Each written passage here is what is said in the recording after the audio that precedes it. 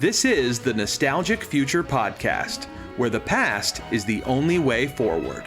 We're two guys in our 40s watching the world pass us by. And we know the only way we'll ever be relevant again is to somehow convince everyone to be as passionate as we are about our pop culture obsessions. We are your hosts, Joe Cook and Chris Marchand, and today is our Beatles Now and Then reaction episode.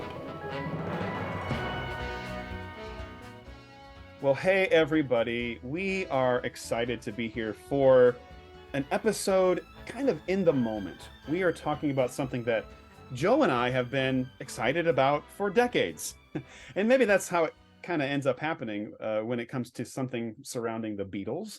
But that's what it is. And probably most of you have already heard about this, is the new release, the final Beatles song of Now and Then. And you know, we have a number of episodes planned, and it's a matter of getting to them. But you know, we thought, why not jump on the moment and talk about our feelings, talk about our thoughts, assess what's going on, talk about Ringo's shirt. Why not?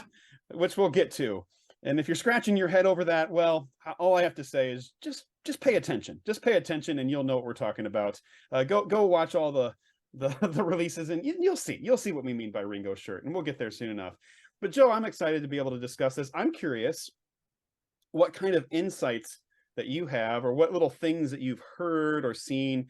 We're going to talk about the song, and we're going to talk about the video, kind of piece those two things together.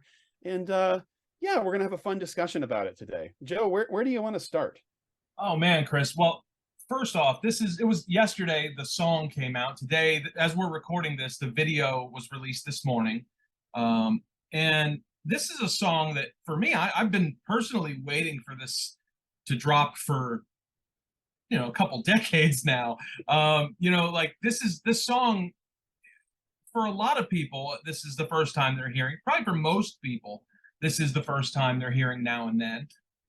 But for kind of hardcore Beatles fans, this demo has been around for years. I think as far back as like the late 80s, this thing was going around. And so bootlegs of it. I mean, fans found a way, I remember hearing stories. It was played on different radio stations, like DJs would get a hold of it and like play it on I remember I actually heard some of these demos late on a Saturday night one time. It was like on my NPR station. I was like, what the heck is this?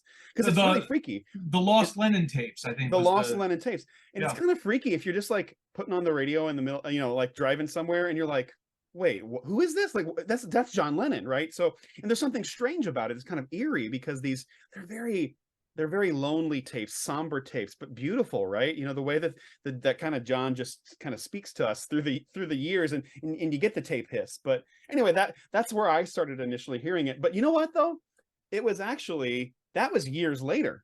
That was years later after the anthologies already came out. So I think it's interesting to kind of juxtapose this conversation with the original attempt to take those demos and turn them into something, right?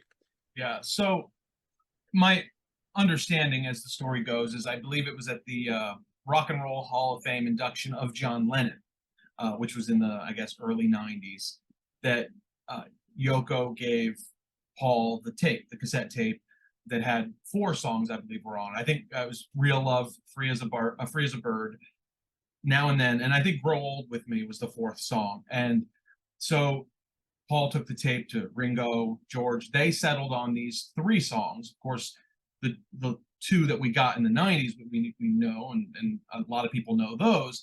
But this 3rd song, they started work on it, and then they kind of just scrapped it. And I don't know if anybody listening, or if they watched the documentary that was released on YouTube and Disney Plus, Paul kind of tells that story. I don't think he tells the full story of why they scrapped it. I mean, I think he is heavily implied in the past that, I think George referred to the tape as, I'll sanitize it, effing rubbish, is what I think Paul said that George called the song when they were working on it. Yeah, so one thing I would recommend, if anybody's interested, is there's a documentary of Jeff Lynne from ELO, which I love ELO and love Jeff Lynne. I think he's the genius. And Paul is on that because they talk about the anthologies and all these things. And it's interesting. Oh, by the way, let me pause here and say this. Can we technically call this a Beatles movie night episode? Maybe we can call it that, because there is a 12-minute movie that we watched, right? That's Documentary. true. That is true. Yeah, it was an epic movie that, you know, was released Right. on YouTube, It, but it's a it, it, movie. it's a movie, right? It's a movie. And I hear it's on Disney Plus as well. I It haven't is. checked. That's where I watched it. That's where you watch. Oh, good. I should check it on the TV. So maybe another thing to recommend is watch this Jeff Lynne documentary. And I think it's like 2/3, 3/4 of the way through it. All of a sudden, Paul kind of just lets loose, which is amazing. I love it when Paul lets loose, because sometimes, or oftentimes, he's in PR mode. And sorry to say, but in the 12-minute documentary that they released, Paul is very gracious. He's in PR mode. He doesn't really, he says, well, we just kind of dropped it, like, we just kind of moved on from it. We couldn't work with it, all the things. He's very, very kind. He doesn't say effing rubbish that that George said. And now in that Jeff Lynne documentary, there's a little bit of a gleam in Paul's eye. He's like, oh, it's one day I'm going to find a way to do something with it, And you know what he says? I remember that part. And what he says is, he said he's going to get Jeff and they're going to go finish it, which is interesting because that's not what happened. That is interesting. Yeah. So yeah, because as far as I know, Jeff Lynne had no involvement in the final recording, though he did get I think an additional producer's credit on it, because he did produce the '95 session. So everything that George plays on the record was produced by Jeff Lynne. Yeah, he's more of an assistant producer. He's the assistant to the producer, but something like that. Jeff Lynne, he's relegated to the sidelines there, But so anyway, all that to say, so now, you fast forward, more than a quarter of a century later, this past Thursday the song comes out, and it was kind of a surprise. They didn't make a big announcement about it a few months back. Paul just sort of casually brought it up during an interview, and then the internet blew up. That the last Beatles song is coming, and the fan speculation online immediately was, oh, well, this is going to be Now and Then, because it had been documented that the third song was Now and Then. Paul, in that Jeff Lynne documentary that you're talking about, he doesn't mention it by name in the documentary, but he says there's a third song. But it's been written about in books and interviews, and it's been documented that this was the song, but they never announced it as Now and Then until, like, I don't know, last week. I think there was the Beatles published something, and it was like, we got a countdown clock if you signed up. Did you sign up for the mailing list? I did. Yeah, I did. Okay. I didn't keep checking the clock, but I clicked on it a couple of times. And then I thought, oh, well, the song's coming. And then, of course, at the end of the clock, it was like, the song's coming next week or whatever it was. But so anyway, now here, the song is here. And, first off, I guess before we get into the song itself, what were your thoughts on the documentary, aside from Paul's kind of whitewashing history? And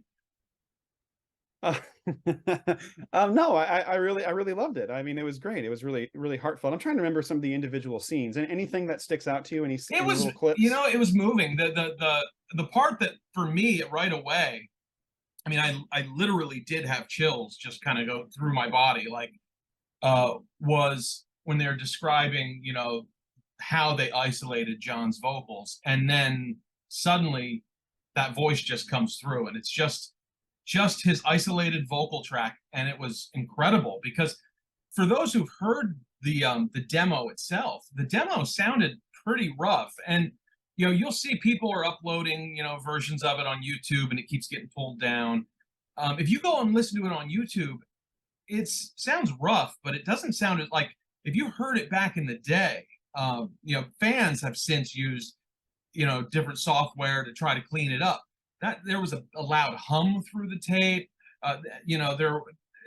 It had a lot of problems, and so to hear his voice come through crystal clear like that, it was just incredible. That was the moment that I'll always carry with me from watching that documentary. Though it was really, I mean, there was so much of it that was really sweet, and it's pretty nice. Well, maybe this is something we can connect with. And we were discussing this beforehand, and you said, I kind of approach this differently than myself. Like, we approach the song and the release, we're kind of hearing the song differently, because of each of our experiences. And it has to do with the fact that you have known about it for a long time, whereas I kind of haven't, I don't know, I just haven't touched it. And maybe the way that I could describe this is what you and I experienced in, when did Free as a Bird come out? Was it 94 or 95? 95, right? It came out, so in 95, in November, I think it was, of 95, they did the Beatles anthology television broadcast. And they, on night one, they aired the music video for Free as a Bird I afterward. remember I was there. Now, Yeah. the single for Real Love didn't come out till the following year, but on night two, they aired the video. So I remember I taped the Beatles anthology. I played, by the time Real Love came out, I had played that video so many times that, you know, I knew the song inside and out. Right. So here's my point. You know, we're kids. There's no YouTube. I don't know what bootlegs are. Right. So one day we woke up and there were no new Beatles songs. And the next day there are new Beatles songs. And those were the first of our lifetime. Those are the first of our lifetime. Of course, there's some guys out there with bootlegs of Lennon's not basement taste, but his his demos and his demos, right? Yeah, sure, there's people out there, but come on, as a 14, 13-year-old kid, that's not happening to me, right? Like I didn't know such things existed. So it's interesting to think now in 2023, we kind of expect, oh, I want to listen to John Lennon's demos that no one else has heard of. I'm gonna search for it and it's gonna immediately come to me. Yeah. I think what's interesting about Now and Then is I did listen to the demos a couple of times because you showed me that they existed. But then I kind of chose to compartmentalize. I had a hunch. I hoped one day the song would be coming. And so I just decided to erase that part of my memory a little bit. I knew the song existed. I listened to it maybe, twice. And so then for me, it's like, I wanted to take in the song as it, as the quote Beatles wanted us to hear it, so to speak. And I know that's not, I know we're kind of playing around with history here because Lennon didn't know that this was going to happen. But it is interesting to think that, like, to kind of try to remain in the dark a little bit about it. It's kind of fun. For me, that's part of the fun. Maybe another parallel is this actually relates to Peter Jackson. When the Fellowship of the Ring came out in 2002, I can't remember dates. You're a date guy. I don't remember timelines. I was around 01, right? I think it might have been. But when it came out, I was actually like in the first chapters of the Fellowship of the Ring. I hadn't actually read the book itself, and I was kind of disappointed in myself. I was like, oh boy, I'm committing one of these grave sins that you need to read the book before you watch the movie. Well, I watched the movie before I finished the book. And so it's kind of like that. It's like, well, which one comes first? I kind of wanted to say, I want the real version. I want the Beatles version in my head. That's kind of what I wanted. So it's interesting how you have a different history to it because, seeking out all these other tapes. Well, it's funny because, going back to Free as a Bird and Real Love, I had never heard those songs prior to. I think a version of Real Love, a different earlier guitar version, I think, had been released on the John Lennon Imagine I've soundtrack. heard that too. I actually was, again, I was toying around after the fact on YouTube, and you can find them. Yeah, there's different versions of it. It's actually really nice. It's nice, but it was quite different than the track that the Beatles used. So when I heard that and Free as a Bird for the first time, it was new to me. And I was 14 years old when I heard those. So that was a big deal. These were like my Beatles songs. You know what I mean? Even if, maybe they weren't the best Beatles songs ever made, they were pretty special to me, and I loved them, and I still love them. This here, I had heard years ago, and I can't even tell you how many times I've heard the song Now and Then over the last couple decades. So in a way, I don't know if that was beneficial to me or not, but in some regards, I think it helped me really appreciate more what they did with it. I mean, I've looked at a lot of the social media comments from people, and it's pretty divided, as the internet tends to be. People either seem to absolutely love it or absolutely hate it. For me, I posted something on my Facebook page just saying how moving it was for me to experience a new Beatles song, with my son, listening to it, the first of his lifetime. And he's 3 years older than I was when I heard the first new Beatles song of my lifetime. And so to have kind of, reached this point in my life where I'm sharing that with my son, realizing it'll be the first and last of his life, that these guys are releasing a song. I was really moved by it. I said that the song was beautiful. And I received a comment from somebody who said, I'm not trying to disagree with anything you said, but I was kind of underwhelmed by the song. And so my response to him is kind of, getting back to what you're saying, is that, I think he said specifically lyrically he was disappointed in it and it didn't hold up to other Beatles songs. I said, you know what, man, I've known this song for years. Like, I knew what was coming. So there was no disappointment there. For me, it was like, what are they going to do to it? What arrangement? Like, George played a couple guitar tracks on it. For years, I wanted to know what his guitar sounded like. And so to finally hear that was, like, really moving. And there's some really beautiful, even rhythm notes that he kind of put in with the electric on it. I'm pretty sure that's George playing from what they've said. Hearing what Paul did to it, the orchestration, Ringo's drum part, all of that to me, even down to like taking some of the background vocals from the Abbey Road and using them, it was, to me, it exceeded my expectations. And so I think, I wasn't going into this going, oh man, I hope it's going to be the best song they ever wrote. I knew the song. I just wanted them to do something beautiful with it, and they did. And so I couldn't have been more delighted. But not knowing it, Chris, Yeah. what did you think of the song? So I think it's interesting that the last Beatles song is Melancholy. Yeah. And that's interesting. I actually looked back on the history of Free as a Bird and Real Love. And even that there's some kind of fraught history there because in the UK, Free as a Bird as a single debuted at number 2. Yeah. And it was like, I can't remember who they were. It's some boy band that we over here in America would have no clue who they were. So isn't that funny? It's like, the Beatles were ousted at the number 1 slot of the single.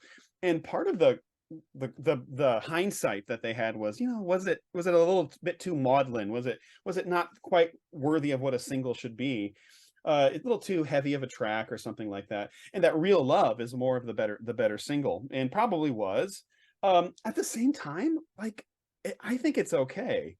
I like the feel of it. This might get a little bit too much into the video, which we'll talk about later, but I think if you merge the video with the song, you can actually see how there's just a real heart to it. There's a real inner, like, there's a peace, there's a joy to it. And I don't know, like, should we talk about some of the fan theories about the lyrics, and like there's a potential story behind the lyrics? Well, yeah, that people are trying to piece together. One of the theories is, and I don't necessarily believe this about the song itself, but Okay. I think it's possible Paul has interpreted Now and Then as being John's love letter to the Beatles. Mhm. And it could very much be interpreted that way. And the music video, certainly, I would say, well, there you go. Like, that's what Peter Jackson did with it. Yeah, absolutely. Yeah. So, and what's interesting is, if we look at John's later output, we know it's all about Yoko, right? Or it's about, it's he's shifted to this phase of his life. It's about Sean, but yet if you look at the lyrics in a certain way, if you were Paul McCartney, you might actually hear that this song is your friend writing to you. Yeah, especially since, and I think one of the stories that you were referring to a moment ago is that legend has it, and I think it's fairly well documented, is that the last thing that John Lennon ever said to Paul McCartney when they saw each other in person, I think it was 1976 at the Dakota, John supposedly he patted Paul on the shoulder and said, "Think about me now and then, old friend." Yeah. Yeah. And that was the story is out there because it was told by Carl Perkins in an interview with Goldmine magazine in 1996, I think. But he tells this story of how he spent a week with Paul McCartney and Linda on the Isle of Montserrat, and they were working on Paul's Tug of War album. And at the end of that week, uh, Carl had been really moved by the experience, and the night before he left, he wrote a song called "My Old Friend," which, or have you heard the song, Chris? No, I actually didn't. I didn't get a chance to listen to it. It's gorgeous. It was released on It's interesting. It was released on a Carl Perkins tribute album called "Go Cat Go," which I bought when I was a teenager, and it's mostly other artists performing Carl Perkins songs, but on there, I think it might be the last track, is Carl Perkins singing the song "My Old Friend" and Paul McCartney backing him up, doing harmonies. And I thought it was a really pretty song, and I heard it before I ever knew the story. So he wrote this song the night before he leaves Paul and Linda, and he goes and he plays it for Paul and Linda, and apparently Paul broke down like in tears and left the room. And Carl was actually kind of rattled by the experience. He thought he upset him. He didn't know what happened. And Linda turned to him and told him, she thanked him for writing the song and said, Paul, he goes, well, I didn't mean to make him cry. He goes, no, he has not been able to cry since John died. And so thank you. He needed this. But she said, but how did you know? And he says, know what? She goes, well, how did you know? Because Paul and I are the only two in the world who knew. And Carl actually said in the interview, he said, Linda, you're freaking me out. Well, what did I know? And she goes, well, the last thing that John ever said to Paul was, think about me now and then, old friend. And that was almost word for word the line that Carl Perkins had written in the song, which is, I'm sure, why Paul chose to record it with him. But so apparently that was a very meaningful, therapeutic moment for Paul McCartney. Then a few years later, Yoko Ono hands him a tape of a song by John Lennon that he's never heard called "Now and Then." Yeah, so could you imagine being Paul and hearing that song?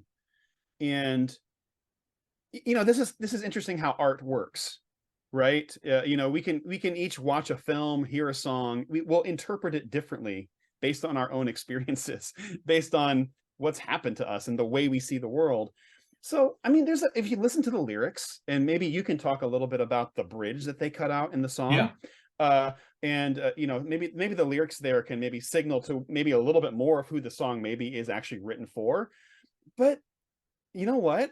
I think it's okay for us to say, yeah, this was written to Paul or written to the Beatles themselves. It was John's love letter to his mates, And even if it was maybe primarily written for Yoko, I don't know. What do you think? What's your interpretation of it? Yeah, the bridge. I'm glad you brought that up, because there is a bridge in the song that the Beatles ultimately, Paul and Ringo and Giles Martin, and they ultimately chose not to use. And it's this, I don't know, it's this real high pitched part where John's like, I don't want to lose you. Oh, and then the lyrics, I think they're like, confuse you or abuse you. And then I think after that, he just kind of mumbles through the rest of it. It sounded incomplete. But yeah, I would say that musically towards the end of that bridge, there's a little bit of like it's falling apart. Where do I go from here? Yeah. Which is an interesting thing about how demos work. And also I would say I appreciate fans being like, where what about this? I get it. At the same time, demos are demos, and this is John Lennon. John Lennon loves to play around. He's just messing around trying to figure things out. Who knows what eventually would have happened to it? So I get fans wanting, kind of the purism of we want the whole thing in there. And at the same time, well, Paul McCartney and Giles Martin made a decision, right? Yeah, and John sang it twice in the original demo. So it clearly he had it in mind, but something wasn't quite there. And I kind of, I have mixed feelings on it, in that I listened to the demo again after listening to the Beatles version, and then for the rest of the day, I had the part that was cut out stuck in my head. That's what I caught myself singing for the rest of the day, rather than the song that was released. So it was very catchy what he was going for. But I also think, and maybe people will disagree with me on this, the demo, I think it was recorded in 1978. I thought the bridge was the most 70s sounding part of the song. Like it sounded like it would have been a kind of a really cool hook in the 70s. And in some ways, it almost kind of dated the song. So I thought, a little bit like yacht rock or something like yeah, that. very much, Something on a chat show that you'd hear from, I don't know who's a quintessential kind of schmaltzy, but we still love the music, but like 70s singer who would sing a bridge like that? I don't know. Gosh, who to get a good high? The Carpenters or something. Maybe well, the Carpenters. Okay, Carpenters would be a good one. John Denver maybe. Yeah, exactly. But yeah. but it doesn't sound very John Denver though. But no. All that to say, it's very catchy, but it almost takes you out of the song for a moment. And so I kind of, my theory is sort of that they just thought this doesn't really work. Musically, it's a little brighter than the rest of the song. It's a little bit more steering us away. It maybe sounds a little dated, but then going back to what you said a moment ago, also, I think during that part, it becomes much more apparent he's singing about Yoko, which sort of alters the message that Paul is really going for. And if Paul is anything, he's a control freak. And so, and you can kind of picture, John and Paul, collaborating, and John coming in, hey, Paul, I brought in my new song, and he plays, I don't want to lose you, and Paul just being, oh, you gotta lose that bit, it kills the song, man. So I kind of pictured Paul in his mind having that conversation with John in 2023, kind of like Dana Carvey has his conversations between Paul and John. And yes. Oh, by the way, I've been listening through the Paul McCartney podcast, and McCartney himself said something that Dana Carvey does. He's like, oh, he's talking about Eleanor Rigby, and the host of the podcast said, so did you know that was going to be a hit when you first made Eleanor Rigby? And he's like, oh yeah, it was a real cracker. It was a real cracker. Like he actually said it in real life. I was like, oh man, that's what Dana Carvey does. That's amazing. So yeah, I mean, I don't know. So I think that there was a certain amount of that going on, that they, and ultimately I kind of think the more I've listened to it, I think that Paul made the right decision. I think it probably works better as a song, and I love it. I think it's really moving. I love the orchestration. What do you think of that? Yeah. So here are my thoughts on the song. I go back and forth, but ultimately what wins out is that I love the song. I think it's wonderful. I think if I'm to just assess the song itself, kind of like just how the composition, it's okay. It's a pretty decent John Lennon song. And one thing you've said is that sometimes Lennon's solo work is not all that great. You know it way more than I do. Disclaimer, I don't want to hack anybody off. There's some people who his solo work really means a lot to, and I don't ever want to, put anybody else down for what they love. For the most part, John's solo work has never really gripped me. Just, I don't know, just I'm a pop music guy. I love a good pop song. I've always gravitated a little bit more towards Paul as being my favorite Beatle. I appreciate, but I love George's solo work. I've gravitated more towards their solo work, both of their solo work, but all that say, I have all of John's records, and there are certainly gems among, and there are albums I like. I love, Plastic Ono Band's a great record. I love Imagine. Double Fantasy, one of my favorite records. But there's a few albums in there that I just don't really care for personally. I think that Now and Then is a great John Lennon solo song. That's how I would put it. And it was written as a John Lennon solo song, compared to some of the other stuff that he put out on like Walls and Bridges or Mind Games, or like I think this is a great song. Is it like, am I going to take it and compare it to A Day in the Life? No, I'm not going to do that. That would be silly to do that. But as a song for what it is, I really like it. I mean, there's Paul McCartney solo songs that I love that aren't quote unquote as good as Beatles songs, but I still love them. Yeah. So I kind of feel middle of the road in the sense of just like the melody and the song itself. And maybe my other downside, just to kick a musical legend here. That's good. That's what we do on this podcast, is we punch up to our heroes. I was really intrigued when Paul said, "Oh yeah, in honor of George, I've done a bit of slide guitar on the bridge and stuff." And I was really intrigued. I was like, "Oh goodness, what's that going to sound like?" And it's not that it's bad. I mean, there's really no real complaints about it. It's just that it's kind of plain. It's just kind of there. It basic. holds. It's basic.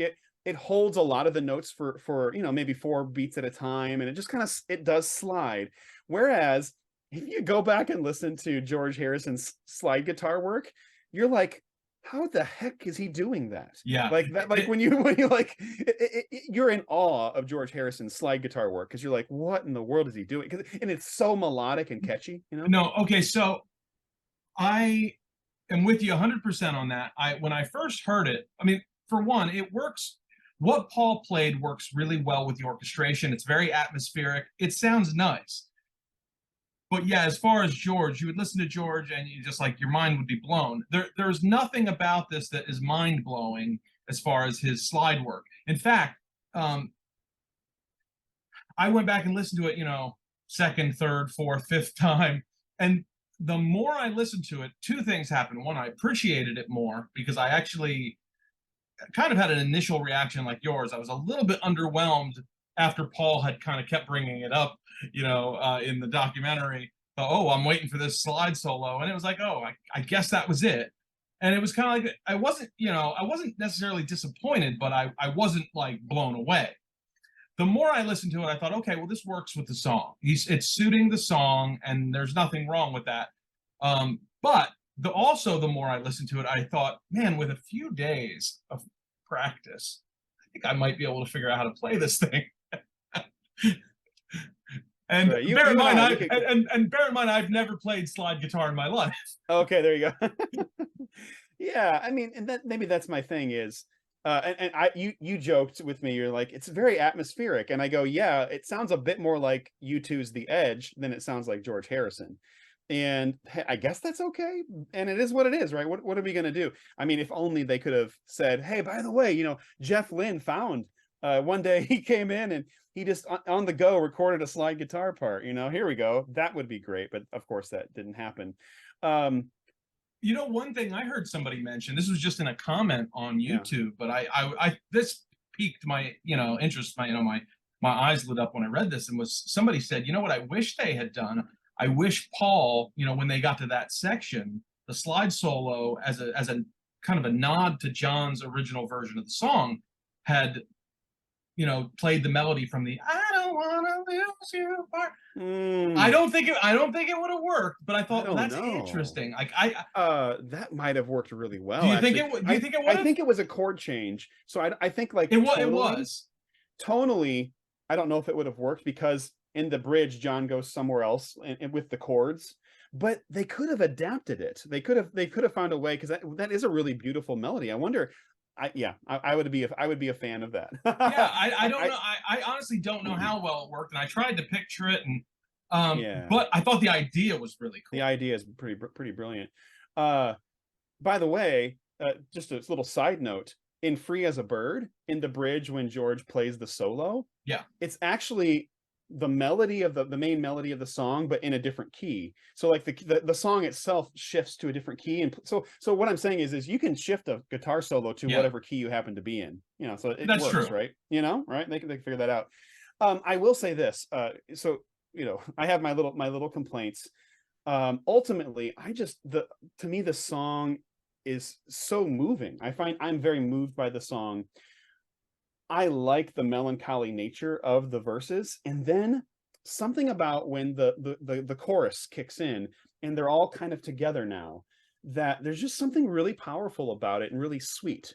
And I find it incredibly moving. I like the strings a lot. I think the strings are wonderful, excellently orchestrated. There's kind of a slight nods to Eleanor Rigby and I Am the Walrus, that somehow Giles Martin and Paul and their arrangement figured out how to make it its own thing. So it's a Beatlesque string arrangement, right? Where they're kind of parodying themselves, but also giving us something new. So I don't know. I think the whole thing really works. One other thing that I was wondering about musically is in the first two, in Real Love and Free as a Bird, Ringo really shines through in his personality. It's like, that's a Ringo, drum part, and it's a lot less in this song. It's just more solid. This is solid Ringo, which you could argue is a big section of what Ringo did for all of the Beatles music. I will say this, and this gets into the music video a little bit. I think it's like maybe it's 120 or something like that. At the 120 mark, Ringo does a fill. And I was like, oh, there's the fill. He did. Oh, okay. So I was satisfied then. I was like, he did a Ringo fill. I just didn't hear it. I didn't hear it the first 10 times. So you know what? It's funny. I've heard people criticize the Free as a Bird drum part, and I got to be honest, that's one of my favorite Ringo drum parts. I love it. It's amazing. I think what they criticize for some reason is the production on it. It's Jeff Lynne's style of drums, and I'm just kind of like, you people are crazy. No, it's amazing. It's amazing. I love it. Yeah. I think, unfortunately, the difference between those sessions are perspective. I mean, the Beatles had broken up, John had died. How many times had the three of them even been in the same room with each other, let alone playing music? So there was almost like a nervous energy to the Free as a Bird, Real Love, sessions. I would have to imagine. I certainly think that comes through in, the finished product. And I think that's a good thing, that there was a goal not to screw this up. This was important. This here, the story I heard, and I don't know how true this is, but did you hear the interview with Penn Jillette about the song a couple months back? Yes, I did. Yeah. Okay, yeah. So he goes and visits Giles Martin at Abbey Road a couple months ago, and he plays him the song. And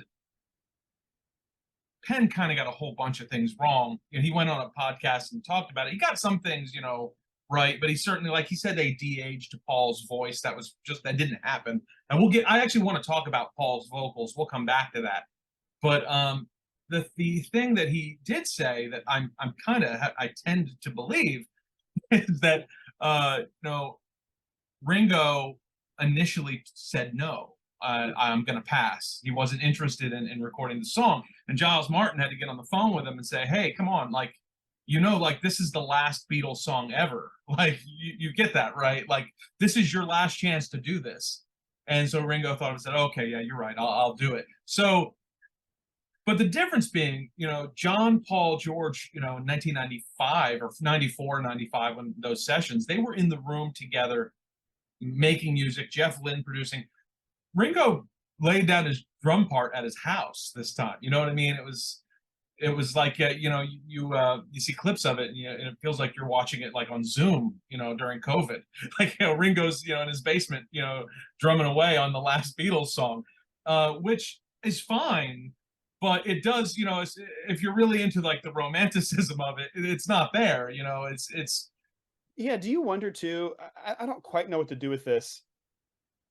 It's so slight. I don't even know how to describe this, but I think true audiophiles know, this was digitally recorded. Yeah. As opposed to being recorded onto tape. Yeah. And I don't know. I guess I'm just a fan of analog tape recording. I just think they sound warmer and something more real about it. And, this is Ringo in his digital studio, Paul in his digital studio. It's fine. It's just, I don't know. There's something strange about it where I've never quite loved digital recording. It's even though I do it myself. It's incredibly clean, which is, the final product. It's pristine. There's which is, again, a testament to Peter Jackson's technology that they could like make. I mean, John Lennon recorded his demo on a boombox. Now it was a $499 boombox, but it was a boombox nonetheless. And Top of the line for for home recording in the 1970s. If you want to make a decent little house recording, by the time he extracted the the isolated vocal track from that, it doesn't exactly sound like it was recorded in a recording studio, but it sure as heck sounds a lot better than a boombox. You know what I mean? Yeah. And so, but yeah, now what I have heard, and I have not heard it on vinyl yet. I don't think you have either. I've heard that it's a much warmer experience on vinyl as opposed to listening to it on iTunes or on YouTube or whatever. Oh, you're talking about the The single song as is it's come? Now and Then. Yeah. Yeah. Because I thought for a second I thought you were talking about there's the Lennon release, like the all the extra discs, and some people have actually they've kind of they put it up onto YouTube based on the vinyl release. Oh, gotcha. I've seen that. But yes, and actually before we hit record, I was like, oh, let me go check to see if my single's here, because I was hoping it was coming in the mail, but maybe my mail has not yet come as of as the recording, but maybe it's here, maybe it'll be here soon. Yeah, so I'm looking forward to hearing it on vinyl and seeing if how that compares. But all things said, I mean, I got a new Beatles song in 2023, and that's more than I could have asked for. I saw the interview years ago with Paul talking about one of these days I'm going to do it. I never thought he'd get around to it. I mean, I honestly just I just thought it was one of those things that he was still with him, but it would probably just never happen. And I couldn't be more delighted that it did finally happen. I think it's a really beautiful kind of postscript to their career. And what I mean, the message, I mean, my gosh. And I mentioned Paul's vocals. Penn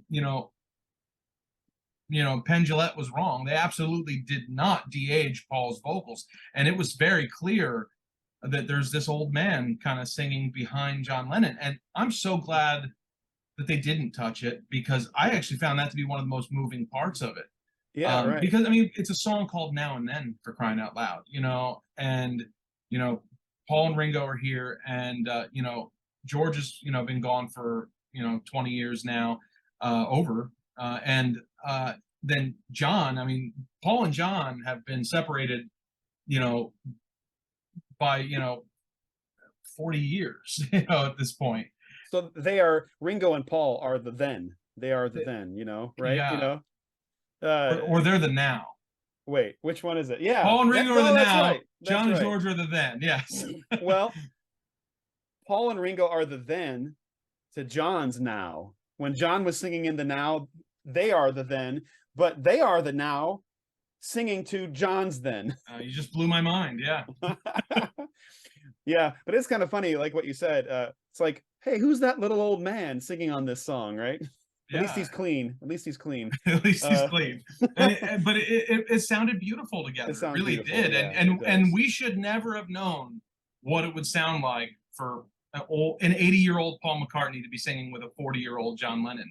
Like, we should not know what that sounds like, but through the miracle of audio cassette tape to analog production in the 90s to digital production and artificial intelligence in the 2020s, we know what that is. And I hope people now, by the way, will finally be able to calm down on the whole AI thing with this song, because that was as soon as Paul made the mistake of mentioning AI on like pretty much the exact week that people on the internet started making covers of, I don't know, Itsy Bitsy Teeny Weeny Yellow Polka Dot Bikini with Paul McCartney singing it. You know what I mean? Yeah, or songs from Egypt Station with a de-aged voice from Paul, right? So it's like, and you listen to it, you're like, oh, that actually sounds better. It's young Paul singing these pretty good songs, So yeah, so Paul mentioned it was they used AI.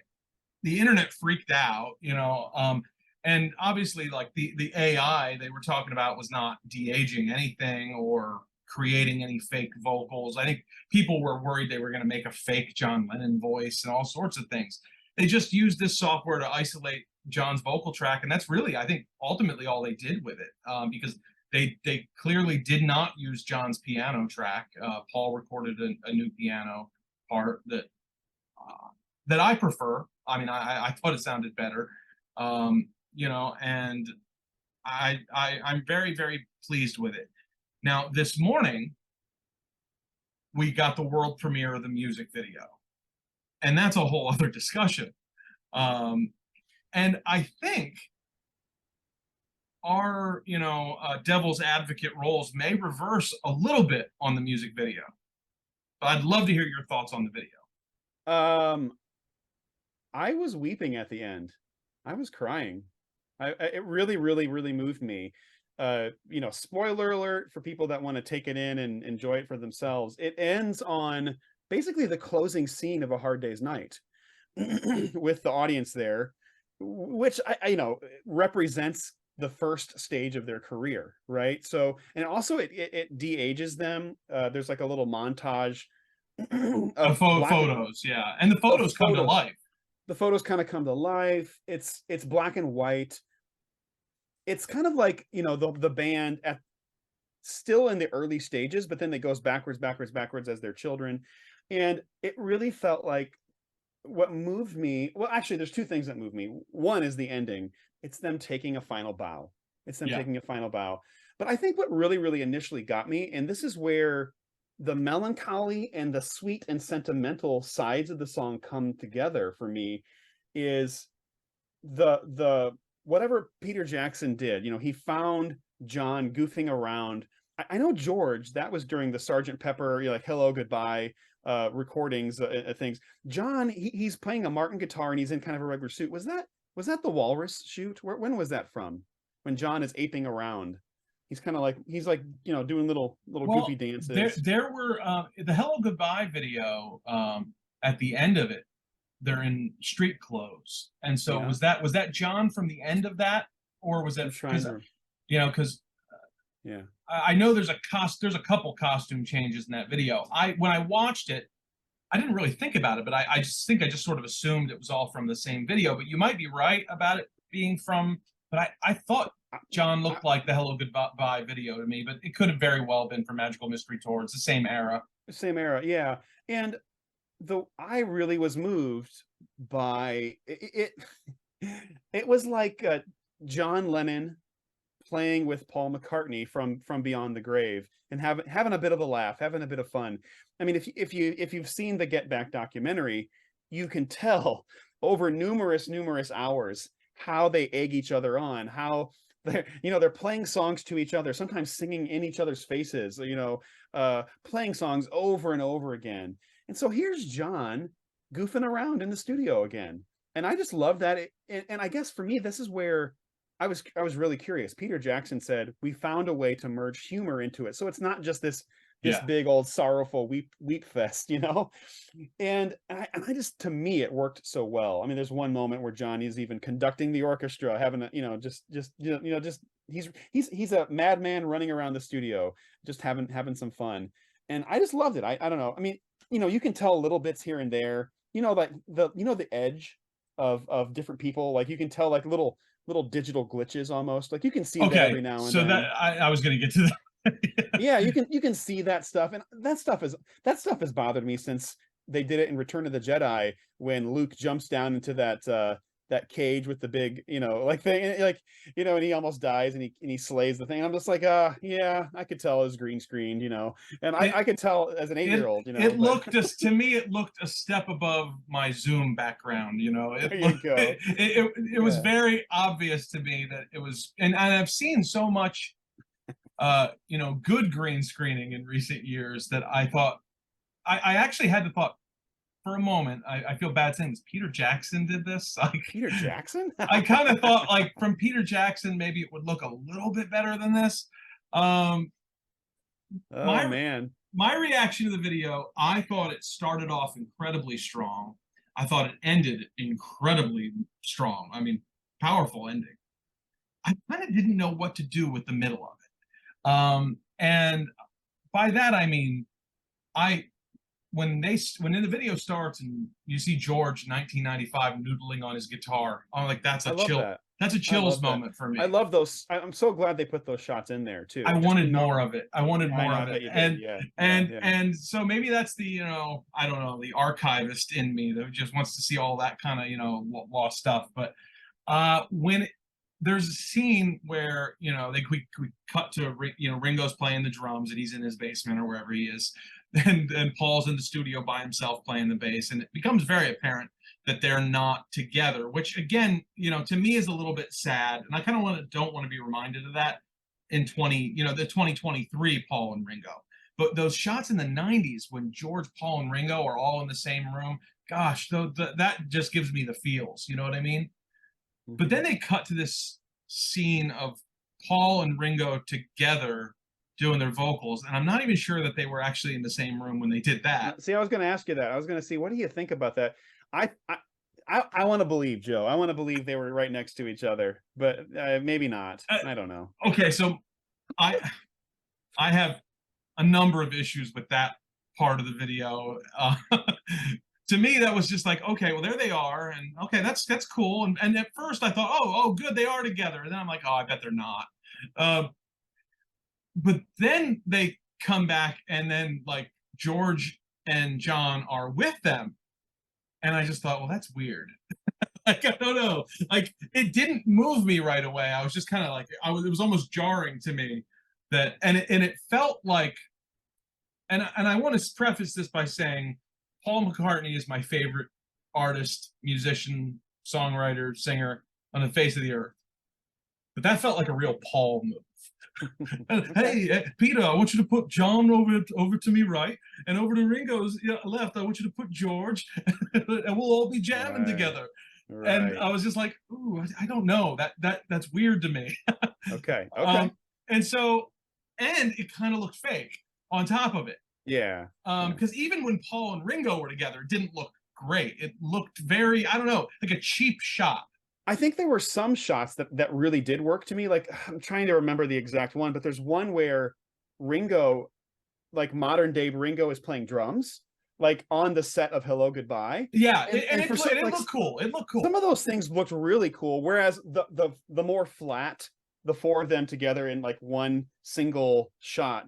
Yeah, it was awkward. It was very awkward. Yeah. To make matters worse, was Ringo's T-shirt, which you mentioned at the beginning of the show. And again, we're always looking for sponsors here. Ringo, he gave an advertisement on Ringo. I'll wear your shirt right now on the show. Ringo, we can be bought. Ringo, trust us. We will sell your T-shirts for you. But why did you sell your own T-shirt on the last Beatles video, Ringo? Why? Tell us why. This is the thing. So I watched the video. I sat there and watching it, and I watched it the first time. And the first time it was like, there's so much stuff going on. I'm just processing it. So I did the same thing yesterday when I played the song for the first time. Played the song. Now I'm going to go back and listen to it right away again. I watched the music video and I said to my son, okay, I got to watch this again. So I put it on. And then the second time is when I'm really starting to unpack everything I'm really seeing here.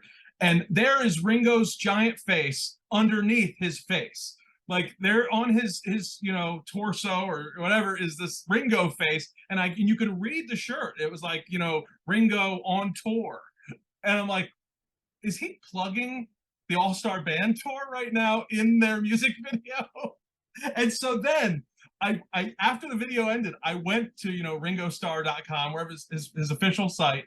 I clicked on the store, I clicked on apparel, and there it was. The shirt he's selling, the shirt that was in the last Beatles music video, wearing a shirt. I mean, with his face on it. It's not even just like, he's got lots of, nice little peace and love shirts. In the other shots, he's wearing his hand giving the peace sign, which he's kind of known for, right? So there's a shirt with that. That doesn't really bother me. Okay, it's his merch, whatever. But, it's just a peace sign. That's harmless. But his face, while he's singing there, standing next to Paul, and then the dead Beatles superimposed next to him. And there's John, Paul, George, Ringo, and Ringo on the screen. And it just, I don't know. It was so off-putting to me. Yeah. what do we do with that? I mean, he's going to have to live with that, and it's really unfortunate because it just detracts and distracts from the beauty of the song itself. You You and know? we joke a lot about, and I think he's on my Zoom background. For anybody who can't see it, I've got like a record store background, and there's a couple Beatles albums and Elvis, and there's the Beach Boys. So up here on my shoulder, I'm pointing to, Chris can see, is Mike Love of the Beach Boys, and I see his hat. I see he's his wearing dumb one of little. his stupid hats. Yeah, no, And so, but one of the things, Mike Love is like one of my, least favorite people in the world. I met him once. It was a horrible experience. That's a story for another day. Just so you and I joke, we've joked on this podcast. He's been featured on Delusions of Grandeur more than OJ, you know. but Mike Love, one of the things you and I kind of joke about a lot is the fact that he wears his own merch. He'll have sometimes it'll be a Beach Boys hat. Other times it's like a Mike Love hat that he'll be wearing when he's on stage. And we always kind of joke about how cheesy that is. And it kind of broke my heart to see Ringo pulling a Mike Love move in the last Beatles music video of all time. So maybe I'm nitpicking, but yeah, what do you do? If you've seen recent clips of Ringo's concerts, he's not hurting. People, are filling the seats at Ringo's concert. oh yeah. So it's not as if he needed to hawk his merchandise here. But yeah, there you go. Any other takeaways? I was incredibly moved by the video, and so I watched it through twice, and then you pointed it out, Joe, and then I'm just like going, oh, I'm not, you've dashed all my sentimentality here. Well, in fairness to Ringo, I'm going to give him the benefit of the doubt and just say Peter Jackson probably called him up and said, "Hey, we need to shoot something, for the video." They went down to Ringo's basement and shot it. And he just happened to be wearing his own T-shirt that day, because I love to think that Ringo just walks around wearing his face on his shirt all the time. And so he didn't even bother to change his shirt, and that's just what they got. I blame Peter Jackson because, Peter Jackson can bring John Lennon and George Harrison back from the dead and have them there with Paul and Ringo, but he can't like Photoshop the front of Ringo's shirt. That's right. Yep. Anything else he can digitally manipulate, right? He can change the whole thing except the one. It's always going to say that dumb shirt. He could have put Gollum on his shirt, That's right. That's right. That'd be a cool tour T-shirt, Gollum's little face, Easter egg. Anything would have been better, but Well, can we actually talk about maybe looking towards the future? I know we're all just processing this right now. Well, I do. You know what though? Before we move on, Okay. I got to talk about one more aspect of Okay. the video, and that's that near the end of the video is spectacular. It is a little weird when the photographs come sort of to life, but it's not bad. It's pretty cool. But there's this footage. Did you see the footage of the Beatles in their leather jackets playing live? Yeah, that's right.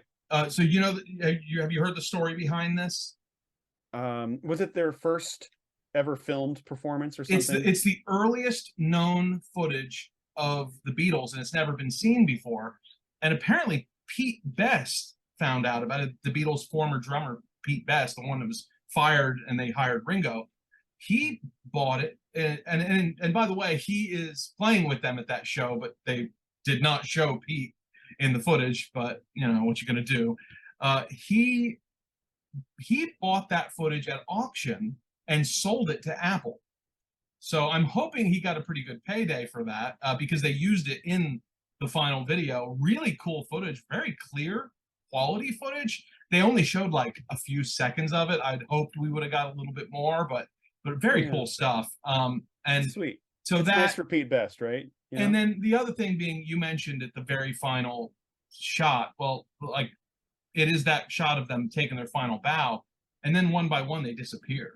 And that to me, that was the part where I was just like, that was like a gut punch when that happened. I was like, oh wow, yeah. And this is the end. And they, they're acknowledging it, that this is the end.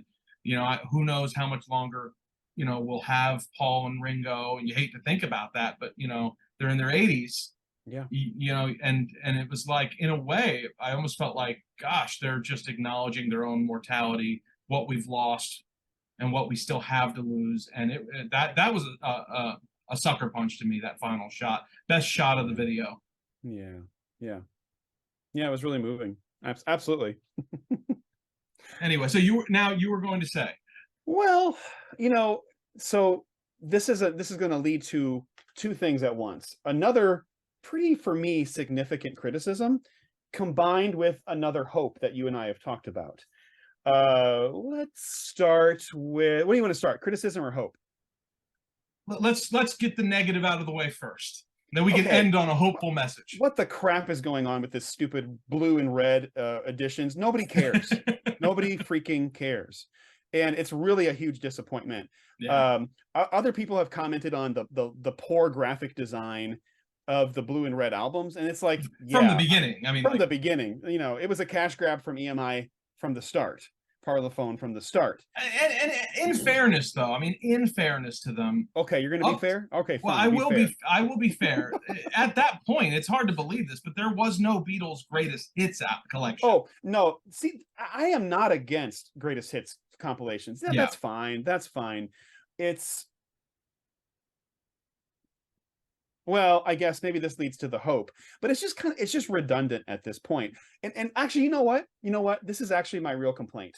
Fine, you want to reissue the greatest hits? They are giving us an extra disc. They're giving us extra songs. I think at this point, and maybe this leads to Ringo's dumb shirt, is that I think at this point the Beatles owe the fans. And if they're going to release these kind of mega releases, they should barely be just above cost. They should be the cheapest prices possible. Because we've bought them 7,000 times already. Hey, Paul, my buddy, my man, I was listening in the podcast today. His parents taught him to be kind and to respect others. He's telling this about the song Let It Be, and how his parents shaped him into be a gentleman, somebody who cares for others, who looks out for others. It's like, okay, well then put your money where your mouth is. Show us that that we all know you are billionaires. We all know it. Give us these these records for $30, instead of 75, 80 bucks. You're not alone in your opinion on this. It's ridiculous. I've watched, why am I paying $18 for a freaking single? Yeah, for a 45. Yeah. Or a cassette.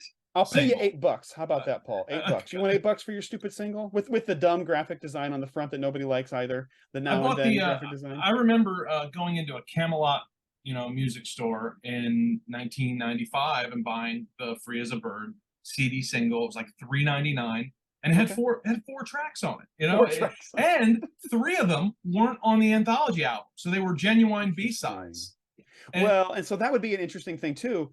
Is I don't know. I almost can't fathom it. Why isn't John's demo on the other side, on the B side, or can you fit 2 songs on one side of a single? I can't remember how many you can actually fit sometimes, but it's almost like they're trying to protect the demo version from being seen or heard by the public. Well, one of the things that's happening is that they're pulling the demo down off of YouTube. They're not pulling. Like a lot of people are doing reaction videos to the actual, Beatles recording that came out yesterday. Those haven't been pulled down. Interesting. So maybe they're fine with the publicity, but the demo is getting pulled down, which to me, in one way, I kind of get, okay, well, you're releasing this new thing and you want people to appreciate, the work you've done, and you don't want to need a bunch of people going, I like the demo better, Sure. So I kind of get that, because I've seen a fair amount of that, That said, I mean, it's kind of silly to, like, the demo's been around for. There was a bootleg album released called Now and Then, and it was like, it was all the outtakes and stuff from the the reunion sessions in the '90s, and they just they put the demo on there and they called the record Now and Then. I mean, so this stuff has been out there a long time. A lot of people know it. I don't even know. I know Yoko has officially released a lot of archival stuff of John. Yeah. There was the John Lennon anthology collection, I think, that had a bunch of outtakes and demos. I don't remember if this was on that or not. I never owned that. but I just know that it's been out there. People have heard it. Now it has been aired on NPR and other places. So it's not like this was, the best kept secret in the world. Like this had been in the vault. So I don't know. I guess, go ahead. No. Well, this might lead to maybe the future hope. And you mentioned this to me, but in the spirit of what the anthology releases were, those demos don't actually matter now, because that's what the anthologies are about. Also, all these deluxe versions of Abbey Road, of the White Album, you get the Escher, what is it, Escher House, the Escher demos, the Escher demos from George's house, So in that sense, releasing the demo along with the single is really not that big of a deal to me. Like I wish I don't know why this is so secret. I think the difference between that and the Escher demos is that John's demo is very much not the Beatles, whereas the Escher demos, they were the Beatles, and those were Beatles songs. Even if it's just Paul playing Blackbird, it's a Beatles song. Yeah, and it was always meant to be a Beatles song. Well, sure, there you go. With what they did, though, I mean, I kind of in one way, I kind of love what they did on the single, because on one side it's Now and Then, and on the other side it's their first single, Love Me Do. No, I appreciate that. I like that too. They even put the original label on the other side, so it would, mirror the 1962 release. No, I think that's really great. cool. The other part of me goes, I really don't need another version of Love Me Do. And we listen to it.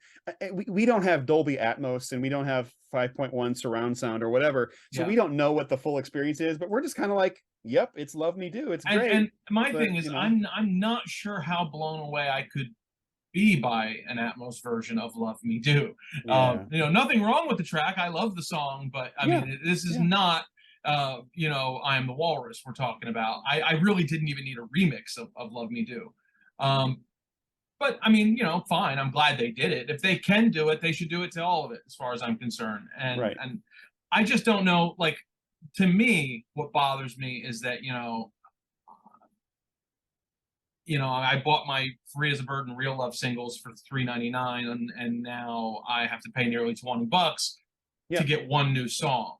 Yeah, I think Paul and Ringo should let us know that they don't care about making money off of this, and they should do that by their price points. Sure, they have to pay all the people that help produce it. That I respect, but I guess the price points to me seem like price gouging, and they certainly feel that way. They certainly feel that way. At the same time, I mean, I can't claim to know every little thing that's involved in these decisions. I know that in 1995.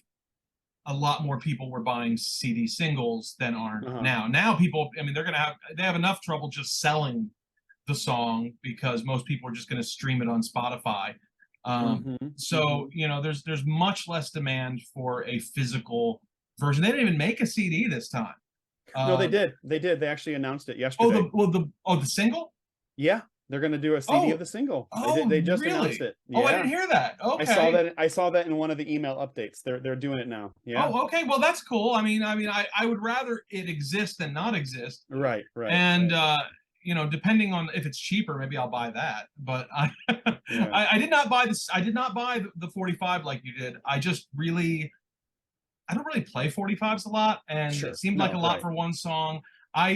Just decided, well, I'm just going to break down and buy the Blue album when it releases, because at least because the Blue album on Amazon right now is $60, which I mean, I get 3 albums full of music for 60, or 2 songs for 20, and it was just like I just thought, you know what? Are you calling me an idiot? Are you saying, Chris, you made? I'm not, but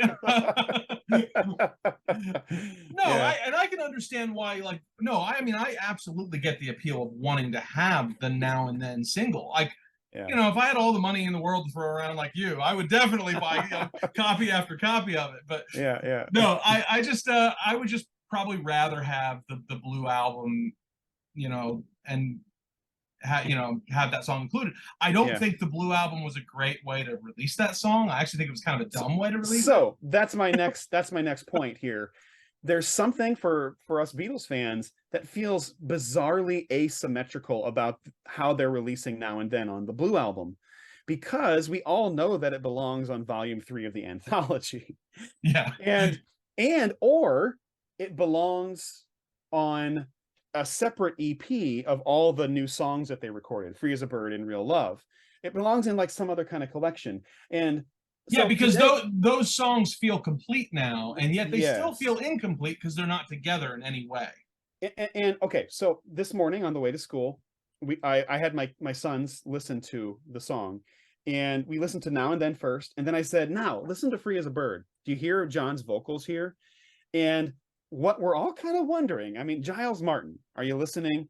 No one's gonna know until they actually let us actually hear it.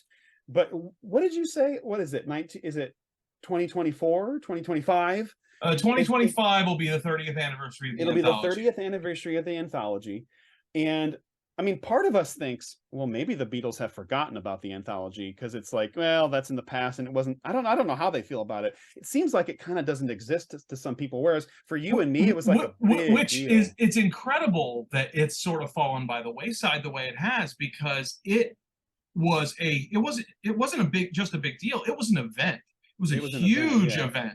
And for you and I, it was formative. Like it was a seminal part deal. of my childhood, watching the Beatles anthology on A Beatles C. You know, it was a defining moment. You know what I mean? Exactly. And so for that to not even be on streaming is just bizarre to me.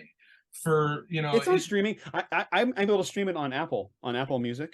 Oh, is the Beatles anthology? Okay. So they did release it on Apple Music. No, not the albums. I mean the documentary. Oh, I see what you're saying. Yeah, I mean, like, the full, like, whatever, 10 hour Never version. mind. Yeah. Yeah, the albums are on streaming, Okay, and I think they have since been released on vinyl, though they're really expensive. They're to really find now. rare. Yeah. When people say, "Oh, they've been on vinyl," it's like, well, but it was who has limited. one? Yeah, it's pretty limited. So what I was saying to my boys is, I wonder if they're going to take John's vocals and redo them and give us a new version of Free as a Bird and Real Love, Yeah, completely new mix. Where John's coming through clear now. And I guess I'll hold out. I'm a little bit worried about the price point of Anthologies Volume 1, 2, and 3 on vinyl. In the case with those two songs, they had no choice but to use John's piano, from the original demo, because they couldn't separate the vocal track. I mean, you wonder, like, well, will they redo the vocals? Will Paul put a new piano track down because he couldn't do it then? I don't know. But what I'll say is, in fact, the vocals were so weak, a lot of people don't realize. I know they did this with Real Love, but I heard recently that it's with both tracks. I don't know if that's true, that Paul had to very lightly kind of mirror John's voice. Yeah, I've heard that. Yeah. Because they had to fill in gaps from weaknesses from the tape. So it would be really interesting to hear what Peter Jackson could do. I have to imagine that on his own time, Peter's just kind of throwing that, song on and pulled that vocal. It's probably already done. You know what I mean? Like, they're like, listen, guys, this is going to take a couple of hours. We'll be done here. Like, it's probably just ready to go. If you were Peter Jackson, would you ever leave your studio? Yeah, no. You would be in there, like, you'd be in there for, like, 23 hours straight, and like, half dehydrated and falling over at the computer because of just amazing stuff that he must be able to do that we'll never get to see. New Zealand immigration. If you're ever listening, don't let me into your country, because the first thing I'm going to do is make my way to Peter Jackson. I'm never going to leave him. I'm going to be like, Peter Jackson, make me part of your family. We're going to start a campaign to, a online petition. Peter, please adopt Chris. Yeah, I want to be adopted by you, man. It'll be Chris Jackson. Yeah, and you can tell, to go back to the video a little bit, I think Peter Jackson's still in awe that any of this is happening to him. He's like walking around in a dream. His whole life is just like, is this really happening to me? Well, is he like now just like a full-time Beatles archivist? Is that maybe kind that's of what he is? Did he just take the job and say, I'm done with Hollywood, I'm done with I've made my movies. Now he's just living the dream. Yeah, I guess so. So anyway, those are my complaints. But hey, I guess we can wait. It is interesting. the Beatles release something every year.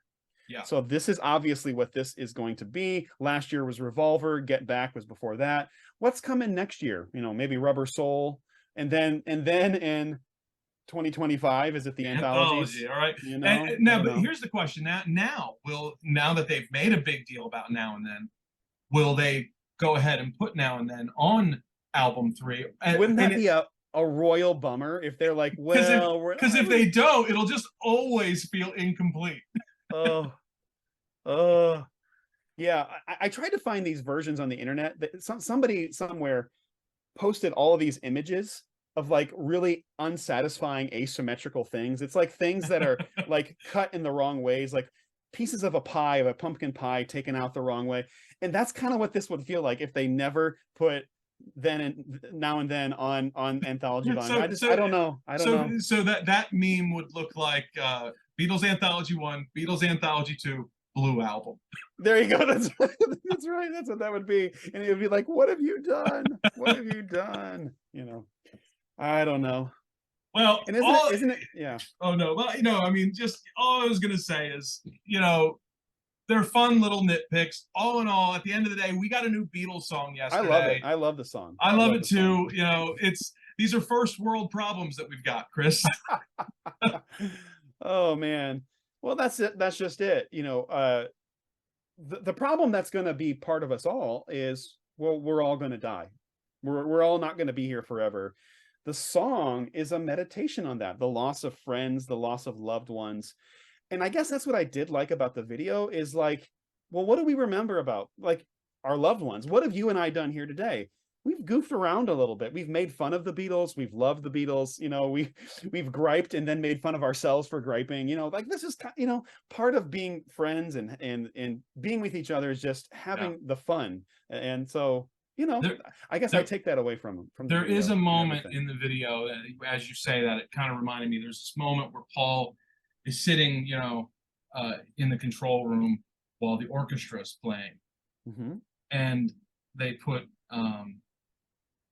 Trying to think, I think it's Paul and John. It's a younger Paul with him and a younger John on his other side.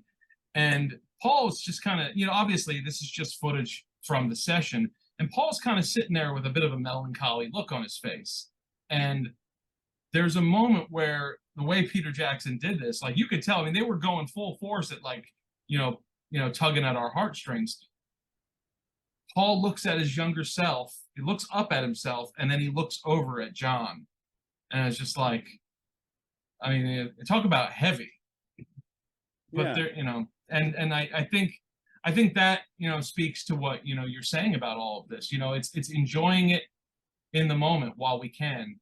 Because someday we won't be able to. Someday you and I won't be able to hop on Zoom and talk about, our favorite band. And so you got to enjoy it while you can. And yesterday was a really, really great day because we got new Beatles music.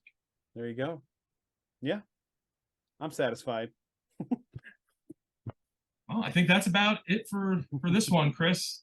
Yeah, this is a good episode, and who knows? We'll hopefully come up with some other stuff soon. We have lots of ideas, and it's just a matter of getting to them. But we hope you've all enjoyed this conversation, and I don't know. How are you going to listen to the Beatles with your family, with your kids, and how many times you're going to click replay on it? And it's been great sharing this moment with all of you. Yeah, drop us a comment.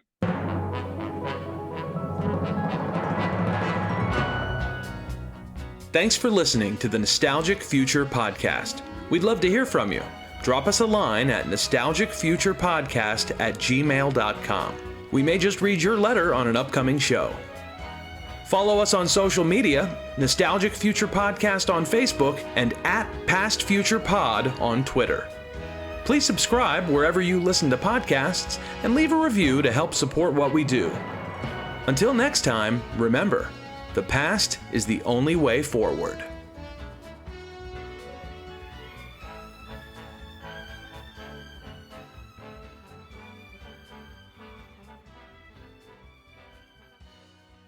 That was fun. That was fun. It was good talk. And I really do love the song. It's really good. I think Ringo should be ashamed of himself. I agree. I just I have to admit, I didn't even notice it the first time. I was too, Right. just like tuned in, yeah, to all this stuff, yeah. even just the shot of him and Paul together. I was like, oh, they're in the room together. Okay, I didn't expect that.